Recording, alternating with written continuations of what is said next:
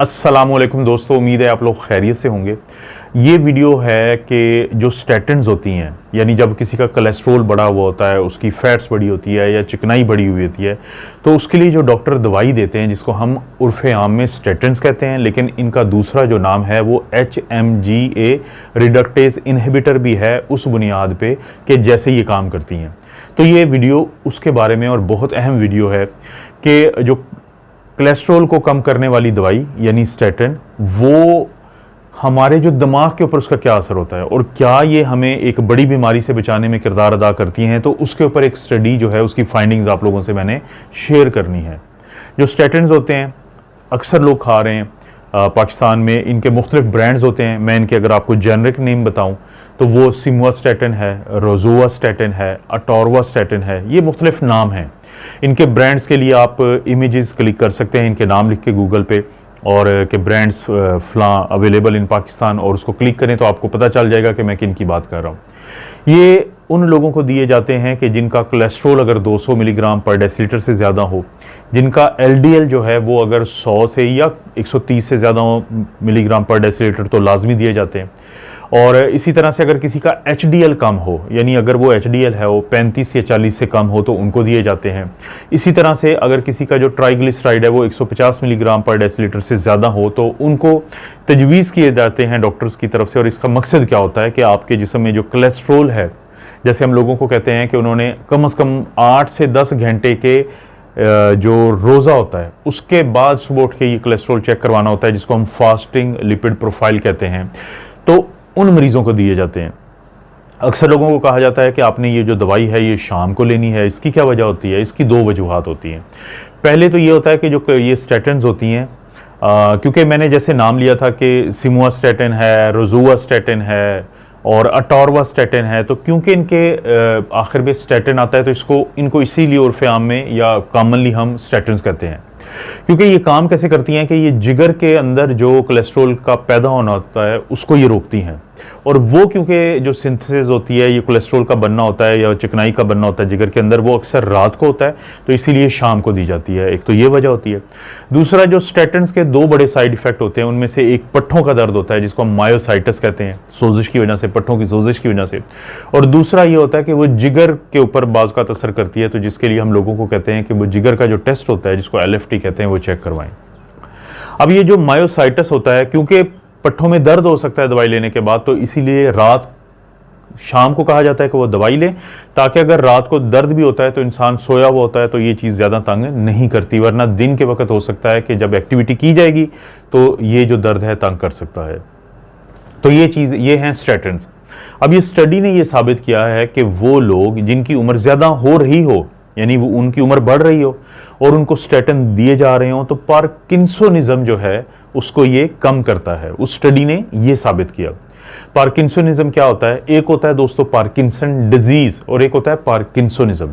Parkinson disease क्या होती है? एक ऐसी बीमारी जिसकी कुछ यानी दिमाग के अंदर एक डोपामीन पैदा करने वाले हमारे कुछ सेल्स होते हैं। जब वो सेल काम नहीं करते तो डोपामीन कम बनता है, तो उसके नतीजे में कहा जाता है कि कुछ अलामात जन्म लेती हैं, जिन अलामात के मजमूए को हम कहते हैं डोपामीन, ये जो पार्किंसन डिजीज। वो क्या अलामात होती हैं? एक ट्रेमर होते हैं। ट्रेमर क्या होते हैं कि हाथ या जो पाँव होते हैं, टांगें होती हैं, उनकी लर्जिश को कहते हैं ट्रेमर्स।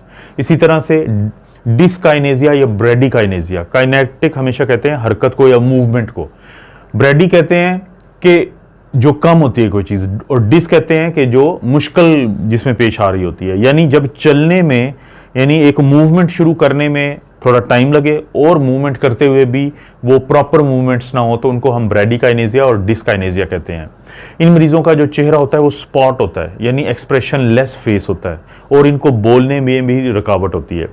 जो बॉक्सर थे मोहम्मद अली, तो उनको क्योंकि पार्किंसन डिजीज़ थी, तो अगर आप जहन में लाएं कि उनकी वीडियोस देखें तो आपको अंदाज़ा हो जाएगा कि पार्किंसन डिजीज़ का मरीज़ ऐसा होता है।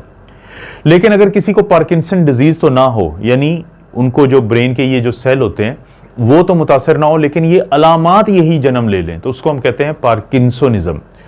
अब देखा ये गया इस स्टडी के दौरान, जो कि एक ऑब्जर्वेशनल स्टडी थी, कि जिसमें तकरीबन 2841 जो लोग हैं उनको शामिल किया गया, और उनकी उम्र एवरेज उम्र 70 साल से ज़्यादा थी। 6 साल तक उनको स्टडी किया गया और फिर ये देखा गया कि वो लोग जिनको स्टेटन दी गई, स्टेटन की दवाई, तो उनके अंदर जो पार्किंसोनिज्म है उसने कम जन्म लिया। ये जो अलामात थी उसने कम जन्म लिया।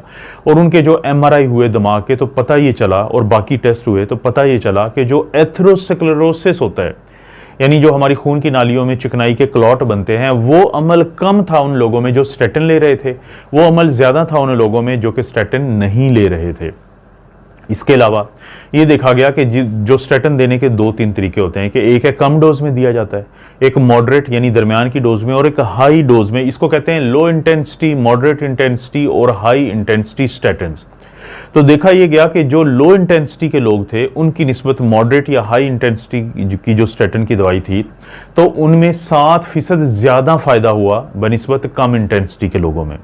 और इसी तरह से इस पूरी स्टडी के दौरान यानी 1044 जो लोग थे, ज़ाहिर है एक 6 साल पे मुहित थी और लोगों की उम्र बढ़ रही थी, तो 89 यानी 90 साल से एक कम उम्र की एवरेज में जाके 1044 लोगों की जो डेथ हुई, तो उनका जो ऑटोप्सी की गई, उनके जो पोस्टमार्टम किए गए, तो ब्रेन का स्ट्रक्चर जब देखा गया तो देखा गया कि जो लोग स्टेटन पे थे 37% कम चांसेस थे कि उनकी खून की नालियों में एथेरोस्क्लेरोसिस यानी जो क्लॉटिंग होती है, जिसकी वजह से आपको पता है दिल के अटैक भी होते हैं, दिमाग का भी एक इस्कीमिक स्ट्रोक होता है यानी अटैक होता है, तो वो इन लोगों में कम थे।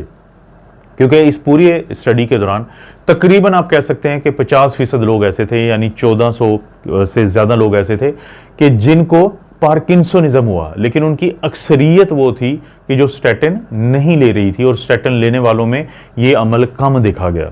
ये जो स्टडी है बड़ी अहम है। ये ख़ास तौर पे उन लोगों के लिए एक अच्छी बात है कि जो स्टेटन खा भी रहे हैं, और जिनको फिर बाज़-औक़ात डर होता है मुख्तलिफ वीडियोज़ देख के कि जो स्टेटन्स की दवाइयाँ हैं वो लोगों को नुकसान देती हैं। देखिए, जो स्टेटन की दवाई है उसके बहुत ज़्यादा फ़वाइद हैं। इस तरह की स्टडीज़ इसीलिए की जाती हैं कि फ़ायदे और नुकसान देखने के लिए। मेरा आप लोगों को एक मशवरा है कि जब भी आपको किसी दवाई के बारे में कोई शख्स कहे कि इसका नुकसान है, तो उससे सिर्फ एक बात पूछें, क्योंकि साइंस के अंदर एक बड़ी ख़ास चीज़ है कि 100 लोग या 200 लोगों को लेते हैं, उनमें से उनको 2 हिस्सों में तकसीम कर देते हैं। यानी अगर 200 लोग हैं तो 2 हिस्सों में तकसीम कर देंगे 100 के, उनमें से 100 को वो दवाई देंगे 100 को, और 100 को वो दवाई नहीं दी जाएगी। तो फिर देखा जाएगा कि किस में क्या साइड इफ़ेक्ट आया, क्या फ़ायदा हुआ, क्या नुकसान हुआ। तो उसकी बुनियाद पे फिर हम लोगों को कहते हैं कि एक दवाई फ़ायदेमंद है या नुकसानदेह है। इसको हम कहते हैं एविडेंस बेस्ड मेडिसिन। तो जब कोई दावा आपसे ऐसा करता है तो उससे मांगे ऐसी स्टडीज़, उससे डिमांड करें, और उसके नीचे जो कंक्लूजन लिखा होता है, जो नतीजा लिखा होता है, वो आप लोगों के लिए लिखा होता है।